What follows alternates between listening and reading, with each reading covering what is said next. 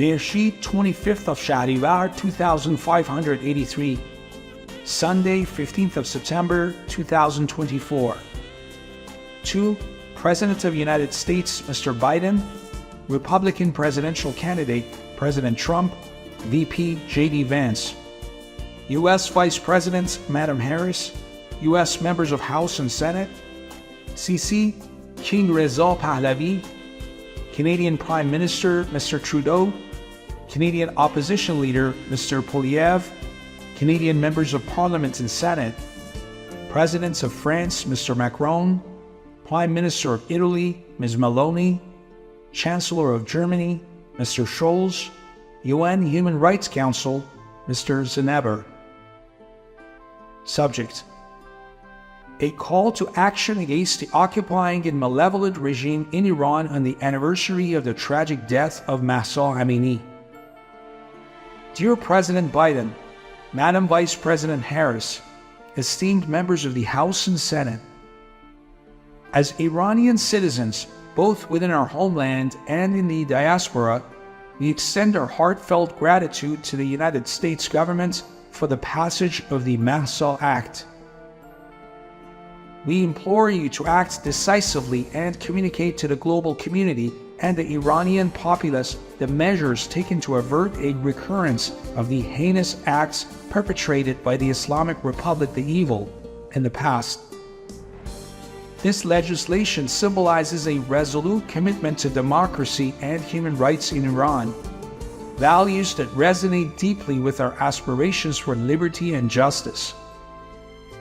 On September 15, 2024, we will solemnly commemorate the anniversary of the government-sanctioned murder of Mahsa Amini, alongside the thousands of other innocent lives lost in 2022. In solidarity, we will gather in the streets and in front of the embassies of the Islamic Republic the Evil, our voices united against tyranny. Regrettably, we anticipate further attempts by this regime, which has occupied our homeland and its embassies throughout the world, to suppress dissent through brutal force. They employ mercenaries such as the Fatimiyun, Zainabiyun, Hashd al-Shabi, Hezbollah, Basij, and undercover police of the Islamic Republic to perpetrate further violence against our people. It is imperative to acknowledge that prior to the year 1979, during the reign of His Imperial Majesty, the King Aryameh, Iran existed in a state of amicable tranquility under the aegis of Mashruti constitutional law. In those halcyon days, the nation fostered friendships and harmony with countries across the globe. Yet, in a lamentable twist of fate, this occupying and malevolent regime of usurpers seized the land of Iran, imprisoning its true sons and daughters and casting a dark and nefarious shadow upon the nation's image in the eyes of the world. In this dire hour, we call upon the support of democratic nations to assist in the establishment of a provisional government in exile, under the rightful command of the legal Kingdom of Iran, His Royal Highness Reza Shah II. Such an endeavor would pave the way for a peaceful transition away from this infernal regime which has wrought untold suffering upon our people. The supermajority of Iranians believe that he stands as the beacon of hope for all true and peace-loving Iranians, who have for years echoed their fervent cries through the alleyways and thoroughfares, "O King of Iran, return to our beloved homeland." Their voices, resonant with longing and unwavering resolve, serve as a testament to their indomitable spirit and their yearning for the restoration of justice and dignity in a land that has suffered so grievously. In these heartfelt pleas lies the essence of a nation united in its quest to reclaim its rightful heritage and to usher in an era of peace, prosperity, and rightful governance. There are various tools at the discretion of Presidents of the United States and United Nations enforcing the Mahsa Act.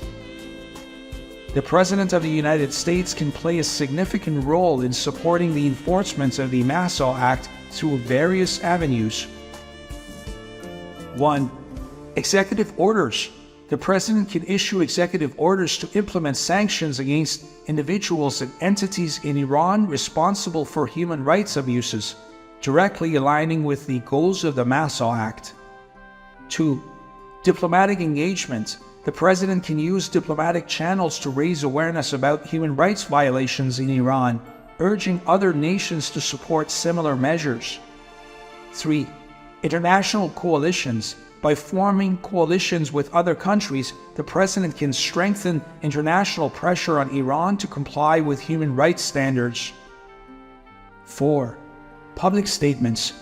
The President can make public statements condemning human rights abuses in Iran, bringing global attention to the situation and rallying support for enforcement measures. 5. Support for NGOs. The administration can provide funding and resources to non-governmental organizations that work on human rights issues in Iran, amplifying their efforts. 6. Reporting and accountability. The President can ensure that the U.S. government produces regular reports on Iran's human rights situation, which can inform legislative and enforcement actions. 7. Legislative advocacy. The President can work with Congress to ensure that the Mahsa Act is effectively implemented and that sufficient resources are allocated for its enforcement.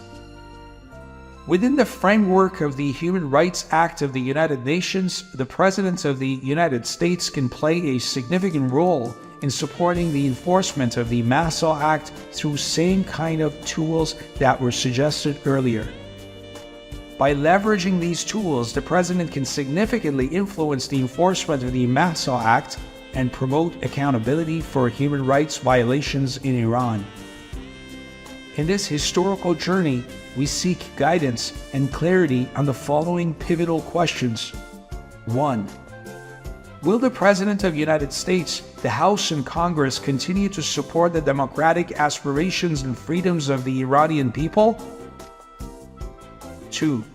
What measures are being undertaken by the U.S. government and signatories of the Mahsa Act to prevent further atrocities on this painful anniversary? 3. Are efforts being made to mobilize allied nations in support of democracy and to safeguard the vulnerable lives of innocent Iranians? 4. Will the U.S. government heed international laws, particularly Article 7, to protect defenseless populations against dictatorial, brutal, and violent regimes? Thank you for your attention to this urgent matter. Sincerely, Judiciary and Fairness Bahamad Padshahi, Kingdom of Iran, Dr. David M. Farmani, PhD, Attorney at Law, Assistant Professor at Constitutional Law Center, Dr. Kiumars Kiani, PhD, Researcher in Philosophy, Dr. Shahab Elias, MD, Cultural and Philosophy Researcher, Political Activist.